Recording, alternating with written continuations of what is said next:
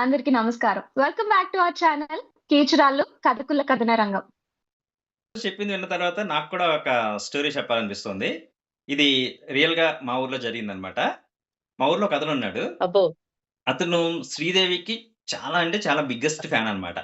శ్రీదేవి అంటే చెవి రామ్ కోసేసుకుంటా గోపాల్ ఇందాక వర్మ ఎవరో ఏంటి? చెప్పారు కదా! చెవులు కోసేసుకుంటా అని. ఈయన అన్నీ రామ్ కోసేసుకుంటాడు. గోపాల్ వర్మ ఏంటి? రామ్ గోపాల్ వర్మ కంటే ముందు నుంచి ఫ్యాన్ అనమాట ఇతను. ఓకే. అబ్బో! అయితే ఆ! ఒకరోజు హ్మ్. వాళ్ళ ఊర్లో థియేటర్‌లో టూరింగ్ టాకీస్‌లో 'శ్రీదేవి' సినిమా ఒకటి రిలీజ్ అయింది. ఇంక చూడండి మనోడికి పండగనమాట. అబ్బా! 'శ్రీదేవి' సినిమా వచ్చింది. నేనేమైనా సరే సినిమాకెళ్ళిపోవాలి అని చెప్పేసి సినిమాకైతే వెళ్ళాడు. అతనికో సైకిల్ ఉంది. ఆ సైకిల్ తీసుకొని సినిమాకెళ్ళాడు. సినిమాకెళ్ళాడు. మంచి సీన్స్ అన్నీ వస్తున్నాయి. ఎంజాయ్ చేస్తున్నాడు, చూస్తున్నాడు.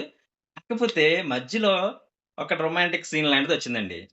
అంటే అది ఎలాంటిదంటే శ్రీదేవి పాపం స్నానం చేయడానికని చెప్పి వాష్‌రూమ్‌లోకెళ్తుంది. అది ఎలా ఉంటుందంటే పాత సినిమాల్లో మీరు గమనించే ఉంటారు కదా! ఇల్లు, ఇంటి పక్కన ఒక తాటాకులతోటి మనం రీసెంట్‌గా చూసిన 'రంగస్థలం' సినిమాలో కూడా చూసాం కదా! సమంత అలాగే మన అనసూయ గారు వీళ్ళంతా స్నానాలు చేయడానికి ఒక ఏర్పాటు చేసుకొనుంటారు గదా! అలాంటి ఏర్పాటు ఉంటదనమాట. అంటే ఇంటి బయట. ఇ దానికి ముందు ఒక రైల్వే ట్రాక్ ఉంటది. వీడేమో సీట్‌లో కూర్చొని థియేటర్‌లో సినిమా చూస్తున్నాడు. శ్రీదేవి ఇంట్లో నుంచి బయటకొచ్చింది. బాత్రూమ్‌లోకెళ్ళింది. ఆ తడికలతో కట్టిన బాత్రూమ్‌లోకి. మనవాడు చూస్తుండగానే శ్రీదేవి పాపం ఒక్కొక్కటి ఇప్పుతుంటే ఇంకా ఆత్రం ఆగట్లేదనమాట. ఏదో కనిపించేద్దన్నట్టుగా శ్రీదేవిని చూసేద్దాం. అబ్బా! నా ఏంటది నా ఫేవరెట్ హీరోయిన్‌ని ఇలా చూడడం నాకు చాలా అంటే చాలా ఎక్సైటింగ్‌గా ఉందని పాపం చాలా ఎక్సైట్ ఫీల్ అయిపోయి అలా చూస్తుంటే సడెన్‌గా ఆ రైల్వే ట్రాక్ ఉంది గదా! ఆ ట్రాక్ మీద నుంచి ట్రైన్ ఎళ్ళిపోయింది. ఆ ట్రైన్ ఇలా వచ్చి అలా సీరియస్ ఎళ్ళేసరికి స్నానం చేసుకొని శ్రీదేవి స్నానం చేయడం సీరియస్ స్నానం అయిపోయింది. చేసుకొని బయటకొస్తుంది. ఛీ! అనవసరంగా మధ్యలో ట్రైనొచ్చింది. ఆ గే అని జెప్పి ఫీలయిపోయి, సర్లే ఈ రైల్స్ అంటే తెలిసిందే గదా! సహజంగా టైంకి రావు అనే అనుకుంటాం గదా! సరే రేపు ఖచ్చితంగా మళ్ళీ వద్దాం. ఈసారి ట్రైన్ కొంచెం లేట్‌గా వచ్చిందనుకో మనం చూసేయొచ్చు అని జెప్పేసి మర్నాడు మళ్ళీ వచ్చాడు. మళ్ళీ ఓకే. రైలు మళ్ళీ ఆ సీనొచ్చింది. మళ్ళీ ఆ సీనొచ్చింది. మనోడు ఈసారి హమ్మయ్య! ట్రైన్ రాకుండా ఉంటే బావుండు, ట్రైన్ రాకుండా ఉంటే బావుండు అనుకుంటున్నాడు. ఓకే. సరే అని జెప్పేసి ట్రైన్ రాకుండా ఉండని వీడు ఎంత పాపం అనుకున్నా, సినిమా గదా! ట్రైన్ రాకుండా ఎలా ఉంటది? మళ్ళీ సేమ్ సీన్ రిపీటు. శ్రీదేవి వచ్చింది, వాష్‌రూమ్‌కెళ్ళింది, ట్రైనొచ్చింది. ట్రైన్ బోగీలన్నీ లెక్కెడతా కూర్చున్నాడు. ఎప్పుడవుతాయి, ఎప్పుడవుతాయి అని. ఆ బోగీలు అయిపోయేసరికి ఈవిడ స్నానం అయిపోయింది. లోపలికెళ్ళిపోయింది. ఛీ! ఇంక లాభం లేదని జెప్పేసి మూడో రోజు మళ్ళీ వచ్చాడండి. ఈసారి ఏం చేశాడంటే కౌంటర్‌లోకెళ్ళి, "ఇదిగో నాకు మాట్లాడితే ట్రైనొచ్చేస్తుంది. కాబట్టి పెద్ద టికెట్ ఇవ్వండి నాకు" అన్నాడు. "పెద్ద టికెట్ ఏంట్రా బాబు" అంటే, "నాకదంతా తెలీదు. నాకు పెద్ద టికెట్ ఇవ్వన్నాడు." ఓహో! బాల్కనీ అయ్యుంటది అని జెప్పేసి బాక్స్ ఆఫీస్ వాళ్ళు బాల్కనీ టికెట్ ఇచ్చారు. బాల్కనీ టికెట్ ఇస్తే బాల్కనీ ఎక్కడుంటది? వెనకాల ఎక్కడో ఉంటది. కదా! వీడేం చేస్తున్నాడు నేను పెద్ద అంటే ఎక్కువ రేట్ పెట్టి టికెట్ కొన్నాను కదా! అని జెప్పేసి గబగబా ముందు సీట్‌లోకెళ్ళిపోతున్నాడు. ముందు సీట్‌లోకెళ్తుంటే, "అరేయ్ నాయనా నువ్వు ముందు సీట్‌లోకి కాదు ఎళ్ళాల్సింది వెనకాల సీట్‌లోకెళ్ళాలి" అని చెప్తే, "ఏంటి నేను ఇన్ని డబ్బులెట్టి టికెట్ కొంటే నన్ను అందరికంటే ఎనకాల కూర్చోబెడతారా? కుదరదు నేను ముందే కూర్చుంటా." అరేయ్! అది కాదురా అది బాల్కనీ అంటే ఎనకాలే ఉంటదంటే, "అదేం కుదరదు నేను ఎక్కువ డబ్బులిచ్చి కొన్నాను టికెటు. నేను ఎనకాల ఎందుకు కూర్చుంటాను? నేను ముందే కొంటా" అని చెప్పి ఎళ్లి నెక్స్ట్ టికెట్‌లో కూర్చున్నాడు.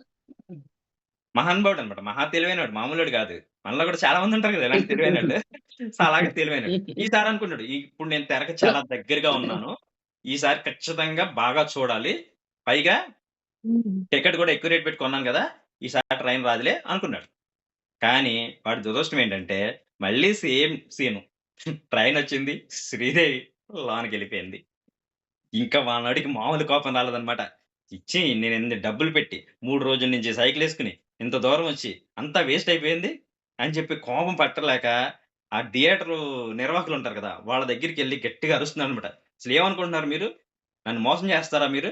అని జెప్పి. "ఒరేయ్! నిన్ను మేమేం మోసం చేసాంరా? సినిమా యేసాం, చూసావు.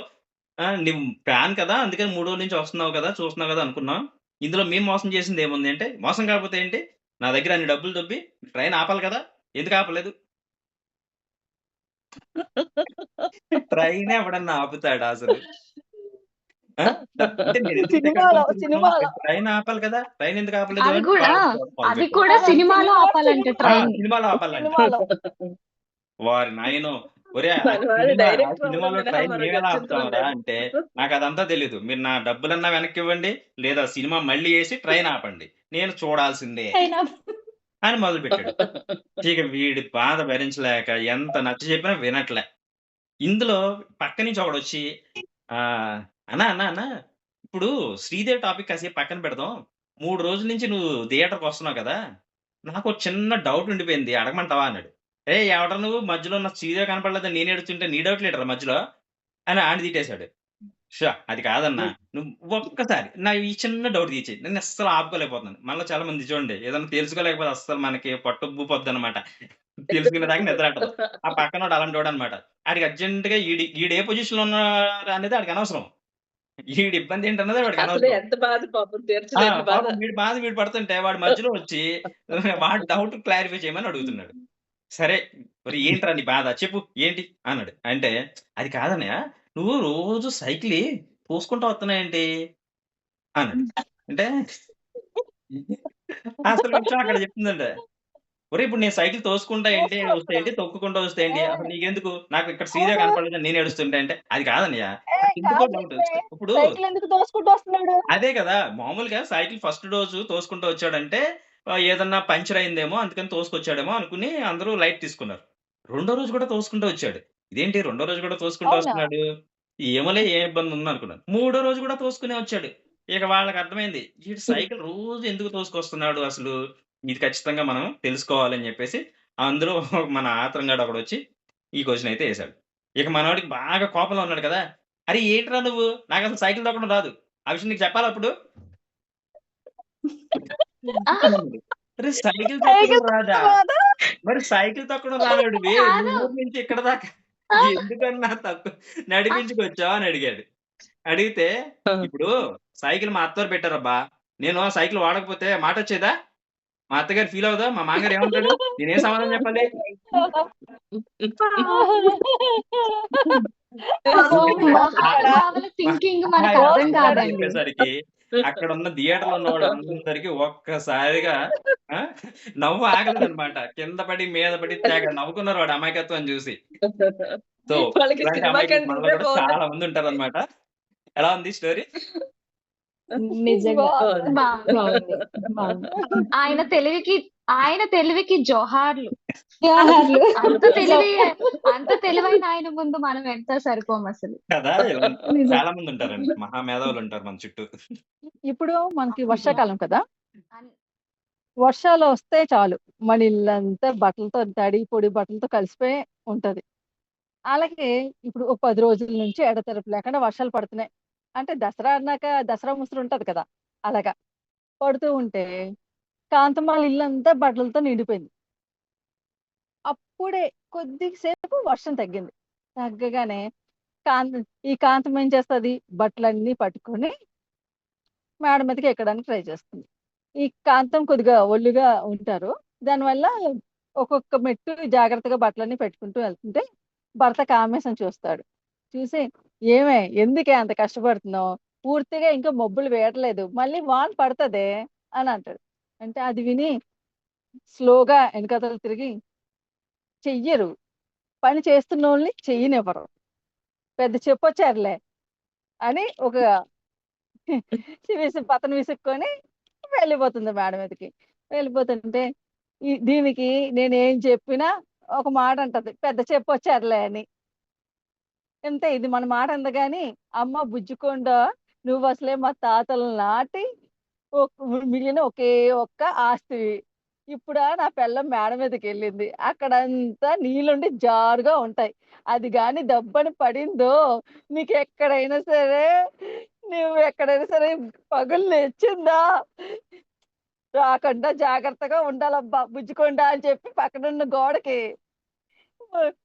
అలా తడుముతూ మాట్లాడుతూ ఉంటే ఈలోక అంత కింద దిగొస్తది. అలా తడుముతున్న భర్త వైపు విచిత్రంగా చూసి, "ఏం చేస్తున్నారక్కడ?" అనంటే, "ఏం లేదే చెప్పు" అంటే, "నేను స్నానంకెళ్తున్నాను. మీరు వర్షం తగ్గిందని ఊరు మీదకెళ్ళకండి. ఇంట్లోనే ఉండండి" అని ఒక భారీ ఆజ్ఞలు జారీ చేసి స్నానంకెళ్తది. కాంతం అలా స్నానంకెళ్ళిందో లేదో దబ్ దబ్ దబ్ దబ్ అంటూ మళ్ళీ వాన మొదలవుద్ది. దీనికి నేను చెప్తే ఎంతగా చూడు ఇప్పుడు వాన పడింది. ఇప్పుడు ఆ బట్టలు తాకిపోయాను అనుకో అంటది, నాకొక్క దానికి ఇంట్లో బాధ్యత ఉంటది. ఎవ్వరికి లేదు అని మొదలెడుతది. ఇవన్నీ ఎందుకు లేరా బాబు అని వాడేంచి పైకెళ్ళి బట్టలు తీయడానికి గబగబా ఆ వానలోని పైకెళ్తాడు. బట్టలు తీస్తూ ఉంటే అసలే పాపం వాన పడుతుంది ఒకవైపు, బట్టలు తీస్తూ ఉన్నాడు. ఈలోపు చూసుకోకుండా ఒక కాలు నీట్ల మీద జారేసి కాలు మీద పిట్టగోడ మీద నుండి దబ్బని కింద పడిపోతాడు. అయ్యో సరిగ్గా అప్పుడే కాంతం బాతులోంచి బయటకు వస్తుంది. పడిపోయిన భర్తను చూసి అయ్యో అయ్యో నా మొగుడు అనుకొని పరిగెట్టుకుని లబోదిబో అనుకొని బయటకు వస్తుంది. ఈ ఈ కామేశం పడిన స్పీడ్ కి కాంతం అర్పులకి చుట్టుపక్కల ఉన్న వాళ్ళందరూ బయటకు వచ్చేస్తారు. వచ్చేసి స్పృహ లేకుండా ఉన్న కామేశాన్ని తొంగి తొంగి తొంగి తొంగి చూసేస్తుంటారు. ఏంటి ఏంటి ఏం జరిగింది ఏం జరిగిందని. ముందున్న వాళ్ళకి ఎవరికి ఏంటి అర్థం కావట్లేదు కానీ ఒక్కొక్కడును ఏటేటో చెప్పేసుకుంటుంటారు. ఇందులో ఒక అబ్బాయి మాత్రం ఈ వీధి చివరన ఉన్న క్లినిక్ లోంచి డాక్టర్ని తీసుకురావడానికి పరిగెట్టి వెళ్తాడు. వెళ్ళి తీసుకొస్తాడు డాక్టర్ని తీసుకుని వచ్చి ఇంతలో డాక్టర్ వచ్చి అందరూ పక్క జరగండి అని చెక్ చేస్తుంటాడు. కామేశం వేసి డాక్టర్ కామేశాన్ని ఆడిపట్టుకొని అసలు ఏంటి జరిగిందని చూడడానికి చూస్తుంటే ఇతని నాకు అందటం అన్న మాట ఇంకా డాక్టర్ పూర్తి చేసాడు. అయ్యో నా మొగుడు అనుకొని అలా బట్టల మీద పడిపోతుంది మన కాంతం. అంతే మన బక్క కామేశం ఒక్కసారి ఉదటం పైకి లేచి ఏంటే అంటాడు. అంటే ఆ మాట విని ముఖం చిట్లించుకొని బత్తకాసి చూసి పెద్ద చెప్పొచ్చారులే డాక్టర్ మీరా ఆయన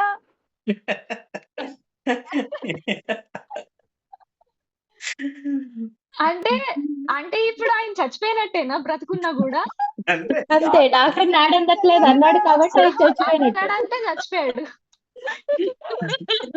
అయ్యో డాక్టర్ ఇక కామేశం నుంచి ముఖం వేలాడేసుకొని ఇంకింతే లైఫ్ అనుకుంటా.